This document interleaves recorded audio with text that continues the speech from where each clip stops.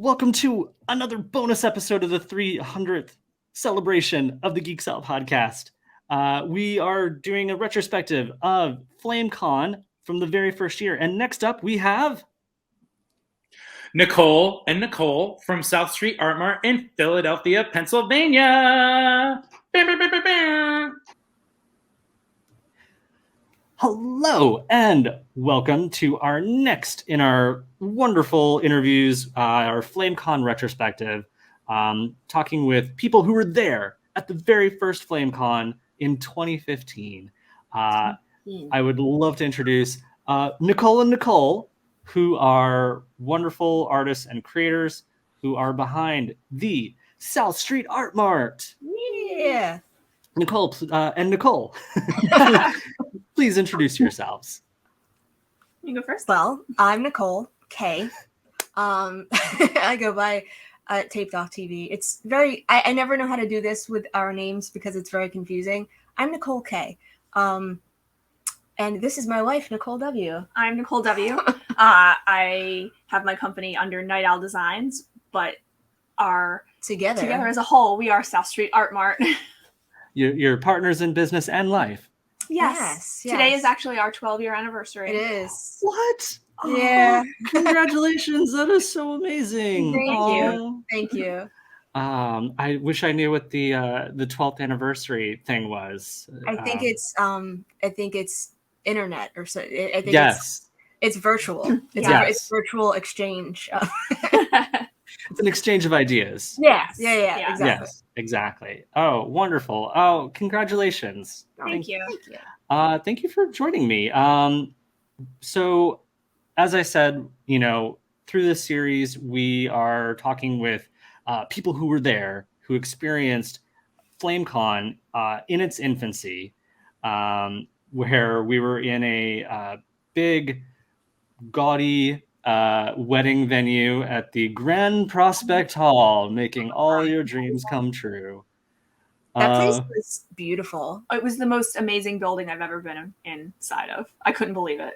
It really was sort of those one-of-a-kind New York venues. Yeah.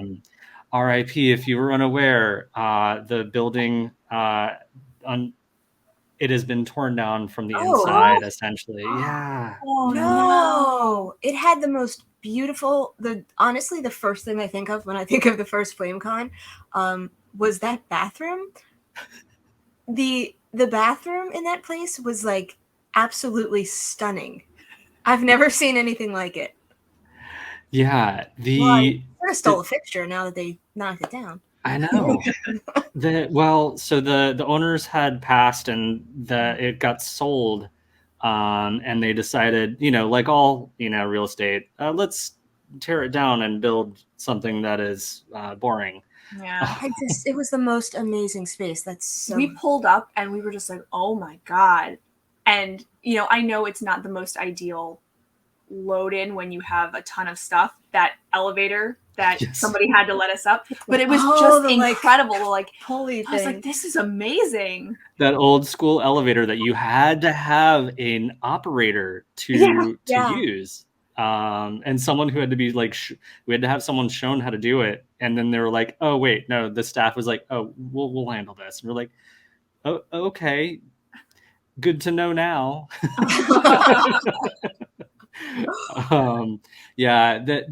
I think they were still trying to, there's some legal things that are happening and they're trying to preserve the space, but we'll see what happens with that. Hope so. That would be so sad. Yeah, it's like a gem, just things you don't see all the time. Right. Besides the bathroom fixtures, what are some of your favorite memories from that very first FlameCon? Oh man, so where we were set up in that back room that was like a kind of like it was like a greenhouse sort of. You could definitely feel the greenhouse effect from all the heat. It was warm, but it was great. Like having all of that natural light was amazing. I just remember seeing all of we've never been in a space like that, we have been vending craft fairs and flea markets and punk rock flea markets and all of that. And conventions since 2008. Yeah. Before we met, and then together. but we've never been, for as many of those as we've done, we've never been in a space where it was all queer people. It was amazing. We've done Pride festivals, and Mhm. it never felt as queer as FlameCon did. That's really funny. I just said what I said, and I didn't even think about Pride festivals. We've ended multiple Pride festivals in multiple cities, and we've never had an experience like that first FlameCon and FlameCon since, but that first one was the one that we were like, oh, this is what it's supposed to feel like. Yeah, it's supposed to be like this. And I remember like all of the like the zine makers and the that like DIY aspect of it is something that is so, I'm not even going to say underrepresented, barely ever represented at Pride festivals. Yeah. At least back when we were doing them. So just being able to see that was like, okay, good. So there's no, one Pride festival here in Philly. We were set up across from a bath fitters. Do you know what bath fitters are? Like to put like bathtubs? Yeah. Okay. A new bathtub over your old bathtub. Yeah. That's what we were set up across from. I mean, classic, queer culture thing of, for sure. It was For like, sure. the bath gentrifying your bathtub, Exactly. It's like a cis straight man in a polo who's like, hey gays, do you want a bathtub in Philadelphia? Yeah. Where everyone owns homes in the city, everyone's renting. Right. So there's just a lot of corporate sponsors which I understand corporate sponsors are kind of necessary for something like that. But like, as far as the vending area goes, there weren't many artists and like makers like us there. Barely any. Barely any at all. And that goes for Philly. New York was probably the best one, but Delaware, Harrisburg, Atlanta. Yeah. Wow. That's FlameCon's so much better. So well done. That's great to learn. Also, somewhat sad to learn. It's also a little sad. It's really sad, yeah. Well, and also, the nerd factor, and I say that lovingly, that comes into play at FlameCon, which was apparent at that first one too. Yeah. It's just such a different, like the party vibe at Pride festivals is cool. It definitely like is a thing that a lot of people like, but there's a lot more of us that want something more like what y'all are putting on. So it was a refreshing change of pace, that's for sure. I think I speak for both of us. We love pop culture. We're very like nerdy. We're very into the things we like. And I really like being in spaces where other people are just like full on, this is what I like. And just unapologetically like fans and enthusiastic about their interests. I really love that. And FlameCon is that to me. For sure. So for people who might have been there, back at that first FlameCon, South Street Mart was not the nom de plume that you were going under. For those who people who might be trying to find you or being like, wait, I recognize them, but the South Street is not clicking.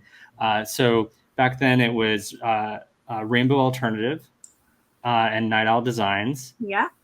In a wonderful marriage of art, and now that marriage is again South Street Art Mart. For those who want to support, www.southstreetartmart.com. And in that transition, since we're talking about changes and how things change in 8 years, how are things changed for you in the past 8 years? Well, I mean, that's the biggest change thing, for sure. I still do my art under Night Owl Designs. I transitioned from Rainbow Alternative to I go by Taped Off TV now under my like stencil spray paint zine art name. I don't want to call it like a business name. That seems very strange. Brand. My brand. But together we were able to open up a brick and mortar shop right off of South Street on 4th Street here in Philly. And we carry work from what is now like over 150 other small indie local artists. So the website that you're putting up, like when you go there, it's not just going to be our stuff. There's artwork and t-shirts and pins and stickers and zines and all kinds of stuff from a ton of other amazing artists. What I like, whenever I would pass by your booth, it brought a lot of joy for me because I love sort of the queer punk rock aesthetic, the sort of the underlying tone that sort of permeates, and just sort of like this queering of pop culture, but things that are underlyingly already queer. Yeah. But like fully embracing that. That's part of one of the many things I love about your work and your creations. So thank you so much. Thank you for saying that. Yeah, it's cool too because something that we never anticipated, would have hoped for, but didn't necessarily anticipate, is how many young queer kids come into the store and treat it like, I feel like so overused, but it is a safe space for them, and they feel represented there because we hear them talk to their friends, or sometimes they'll tell us. Like I heard one kid tell their friend that this was the store where they got their first prod pin, and that's just like, ugh, my heart. It's the greatest thing. It is. I mean, that's part of why we created FlameCon, was because, I mean, Geeks Out, we started going at New York Comic Con, providing sort of a beacon in this safe space for other queer nerds at a largely, at the time, especially then, heteronormative environment. Yeah. And providing that space at other conventions when we expanded and started going to other conventions across the country. And that's what we wanted to provide for other artists and creators with FlameCon, was a convention that was just a place for you to feel like you belong, and that you're not going to get judged. I mean, maybe read for your, for your cosplay, but you're coming to be judged for that at the cosplay contest. But no one's read for that.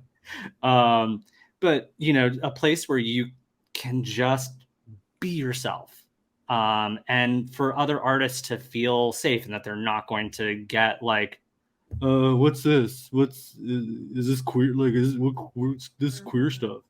Mm-hmm. From the streets.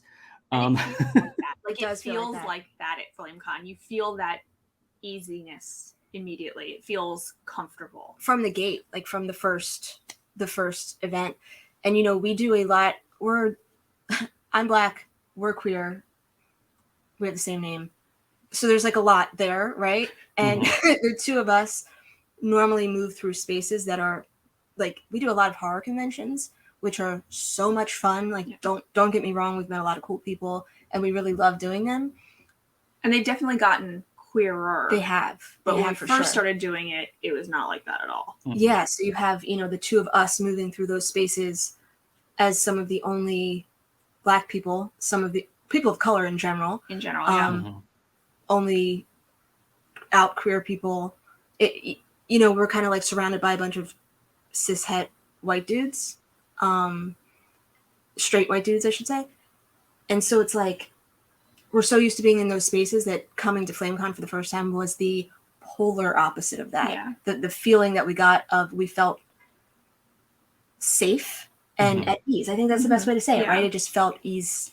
We weren't it's like you would go into these spaces and there's like the bated breath where you're like, everything's fine, and you like kind of like chill out for a minute, and then you hear something and something gets said, and then you're like, oh right, because this isn't all for me. This isn't all for us. And going into a space like FlameCon and never having that moment of like feeling like, when is the other shoe gonna drop? Yeah.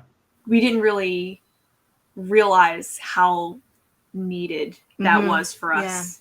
Yeah. It just kind of became like almost like what we expected other places, like to not feel that way. Yeah. We sort of touched on it a little bit there. How, with the horror conventions, how have you seen sort of this industry change in sort of being a vendor, being a creator and merch who exists largely in this, very hetero cis world that that sort of kowtows to that sort of view. How have things changed? How have things changed, or how have you seen them change? That's good. That's a really, really good question. I feel like with like the horror world, especially, I feel like it's gotten more outwardly queer in a lot of ways. Like there's always, you do go to some of the 80s movies and there's the subtext and nothing's explicit, and these movies become like queer like touchstones for us because it's like we're reading into it. We're like, we know what's not being said, so they're ours, whether they admit it or not. But I think things are changing in that way where like there is more visibility in these movies, and I think that when these movies have more queer characters or queer actors and actresses, and then these conventions bring them as guests, these people as guests, I think it gives queer fans a little bit more permission to be in those spaces. They feel like there's something for them and that they're being invited versus crashing somebody else's party. And I think that it's not a perfect thing yet. I don't know that it ever will be, because a lot of these conventions have been around for a long time. So there's like these set ways of doing things, and these people who like, you can't teach an old dog new tricks kind of mentality. Yeah. But I think there is a lot of change happening in that way too. Like for as much as like on this end, this stuff's not changing, but over here is. And like, so maybe this just eventually dies out because those people stop going.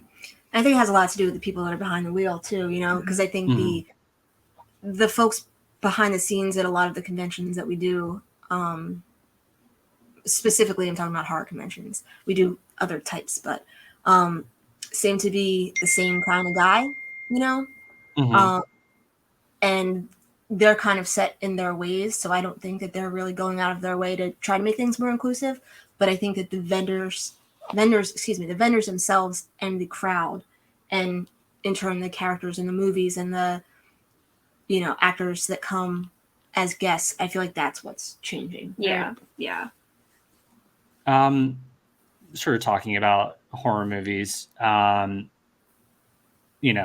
fans, what are you currently getting down and nerdy with? Like, what are you consuming in pop culture? Well, we swallowed Yellow Jackets whole. Have you seen it? Have you seen it? Oh yeah, no, I've seen it. Oh, amazing! It's so good. So many thoughts, so many questions. Just the trailer or the commercial for it alone, when we were like, wait a second, who's in this? And they're to get what? Like it's just perfect. And the music, like Christina Ricci, and then Juliette Lewis. Juliette Lewis. So good. Melanie Linsky. I love her. Melanie Linsky. Yes. I'm like, all right, Melanie Linsky is like the sleeper hit of everything. She's in everything you've ever seen, and you never know her name, and that's wild to me. And I'm like, but when I'm like, oh, like, have you seen this? Melanie Linsky's in it. And people are like, who? I'm like, you absolutely know who this person is. For sure. Like, you've seen her in everything. And those needle drops are just great. It's just, we devoured it. It's so good. Yeah. I don't want to give anything away, obviously. But the soundtrack is so good. The soundtrack, so good. And you know what? Because we grew up in the 80s and 90s, and sometimes people are like, oh, they're like pandering with this 90s music. And I'm just like, pander to us all day long. I don't mind one bit. All day, every day. Yes. In all the scenes where you would see like the girls in their bedrooms, we're like, look at that poster. Do you see that poster? Like, do you see what's on the wall? And we're like those people. Yeah. And I'm like, what's in the background? This is amazing. Yeah. Oh man. Anything else that you're watching or reading? Yes. So Abbott Elementary, the You seen it? sitcom on Yes. CBC, right? Yeah. So good. Based in Philly. Well, supposed to be at school in Philly. I'm Right. from Philly. We're from Philly. Fictional school in Fictional Philly. school in Yeah. Philly. Yeah. Is incredible. So and funny. The New Wonder Years is, I will say, I think it's perfect. I think The New Wonder Years is a perfect show. It's really I really enjoyed it. I've been watching it from the beginning, Same. and I think it does a great job of sort of homaging the original, Mhm. while also quote unquote updating it. Mhm. Yeah. Because the original was very white, and did not really talk about any sort of racial issues, that I remember. I mean, admittedly, I watched it when it originally aired, but nothing really stands out to me from that time. I think you're right about that because I rewatched the Mhm. entire series a couple years ago and I can't recall anything except like there's like some like vague references to Fred Savage's sister because she's a hippie, so she goes to like marches and protests. But like right. you don't really like go there with her. It's just kind of referenced because she's a hippie, so she's over there. Right. What It's just what hippies do, Right. Exactly. The one thing I love about this version of it is exactly that, like what you just said, but also Dean is the main character. He would be the Kevin Arnold of this show. I like that they address race, and obviously they're a Black family, so things are inherently Blacker. But they kind of just let him be a kid too. I don't know if you that episode about, was that the first one maybe, with Dr. King's assassination? Yeah. Mm. And everyone, the kid was like down and sad, and everyone assumed it was because of that, because he's Black, so he must be devastated about Dr. King. Right. When what was really going on was that he, the girl he liked kissed someone else. Yeah. And so that was so important, I think, to show that it's like, this isn't just Black trauma show. You know what I mean? Like, he's just a little boy who liked a little girl and saw something that made him sad, Right. Like, being someone who grew up in the South, who grew up Jewish in the South, I've really enjoyed sort of the friendships that he has. Yeah. And because, Black and Jewish families, there was a lot of friendships that were made because of the general otherness that the South provides. Yeah. So that bar mitzvah episode with his grandmother, and you saw her tattoo from stamps. Oh my God. Whew. Yeah. Like right in the heart.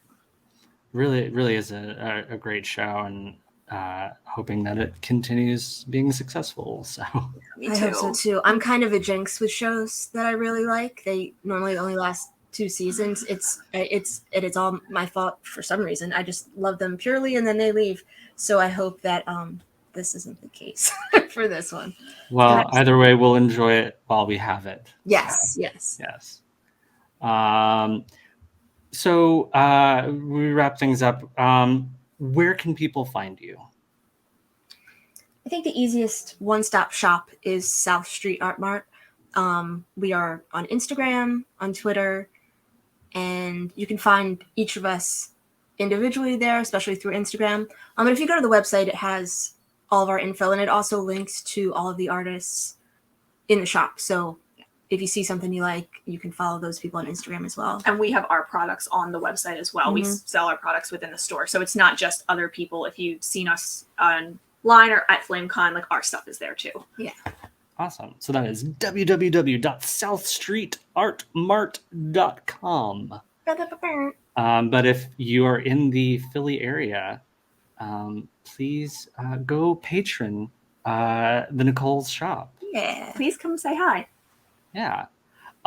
Well, thank you for joining me today and having this look back at the first year of FlameCon, just a scant 8 years ago.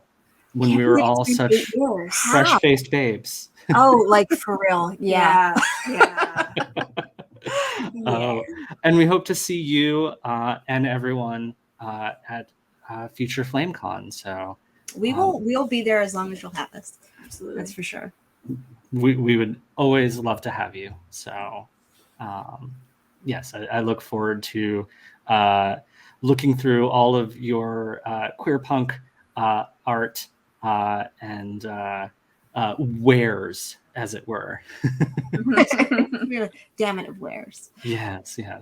Well, coming up, we've got another video, another interview with another artist from 2015's FlameCon. So keep an eye on the next video.